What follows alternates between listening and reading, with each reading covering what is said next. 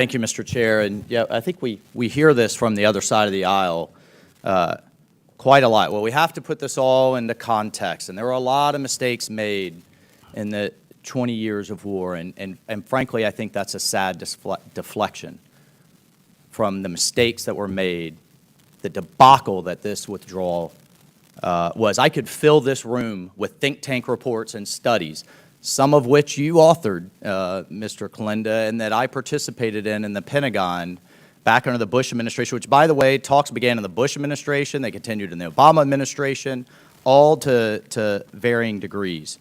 And then we hear about, as we're hearing from the other side about, well, it was really about Doha. And heck, we even just saw that in President Biden's after action review. But at the end of the day, and this is the fact that people just can't get over, is President Trump's national security team went into him and said the Taliban are not living up to it, and he did not withdraw.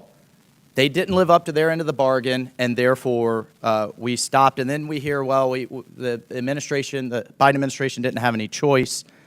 They had no problem with getting back into the Paris Accord. They had no problem reversing course on Iran. They had no problem reversing course on the border. Heck, they even canceled an entire pipeline on day one. But yet we're supposed to be, we're supposed to believe that they had no choice when it came to Afghanistan. It's a bunch of crap. It's a garbage argument, and I think deep down, my colleagues on the other side of the aisle know it in their hearts. So let's just stick to the fact at hand of this withdrawal and how it was handled. Colonel Krummrich, you are a senior staff officer in Central Command, and you're testifying that President Biden ignored the military advice of 3 4-star generals, General Miller, General McKenzie, and General Milley, correct? That is correct. And it's safe to articulate that our soldiers, their loved ones, were asked to do 2 conflicting missions: to completely get everything out as fast as possible in a full withdrawal, but yet also facilitate an evacuation. Is that accurate, correct? That is correct. Sergeant Major, you're testifying that your best military advice on using Bagram instead of HKIA was also ignored. Is that correct? That's not the way it happened, sir. We did not do it out of Bagram. And on Bagram, and this is critical to the family sitting behind you, was the prison holding 7,000 of the most hardened terrorists, including the suicide bomber that killed their loved ones at Abbey Gate, correct? That is correct. And were you aware of any contingency planning? The Afghans were guarding it, but they needed the base for power, for life support, for supplies. Were you aware of any contingency planning as the Taliban are closing in on Kabul to deal with those prisoners should that prison fall or should they be released? Were you aware of any contingency planning? Anyone? I was not, sir. And Colonel Krummrich, finally, I'll just ask you, were you aware of any contingency planning to deal with our SIVs, key Afghans like ministry officials, journalists, women, activists, people that the Taliban would obviously had targeted for 20 years and would continue? Were you aware, or, including, heck, our own U.S. citizens, any contingency planning as part of this rapid withdrawal to get those folks out should our assumptions that the Afghan government could hold and the military and the Afghan military would hold would fail?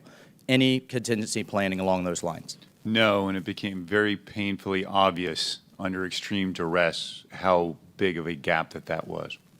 So this was an utter lack of planning that their loved ones paid the ultimate price for, and that our Afghan allies right now today are being hunted down as we speak, are still paying the price for, and future American soldiers have to go up and to go back and clean up this mess, as we've had to do in Iraq from the Obama administration decisions. I mean, there's a direct causality there, in your opinion. There is. Thank you. And what would happen to a leader in the military who ignored intelligence and failed to plan, in this case till the day before, resulting in troops killed? What would happen? They would get court-martialed. How does it make you feel that not a single official has resigned, been relieved, been court-martialed, even laterally transferred, heck, How does that make you feel? Terrible, and I would like one to take responsibility. You know, when JFK had the Bay of Pigs, he came out and said, the buck stops with me. You know, I am. Not only are they not taking responsibility, President of the United States saying it's outstanding success, so it should at least Secretary Blinken, with the State Department in charge of this operation, in your opinion, at least resign? He's not going to be fired by the president. Should he at least resign? I can't speak of what he should do, but I would say that senior leaders definitely need to be held accountable in that organization. Well, they're not under this administration, Colonel, but this committee will not let this go. Thank you, Mr. Chairman, for your indulgence, both chairmen, and to our families. We will not let this go. As long as I sit in this seat, we will drive accountability for you and for your loved ones. Thank you.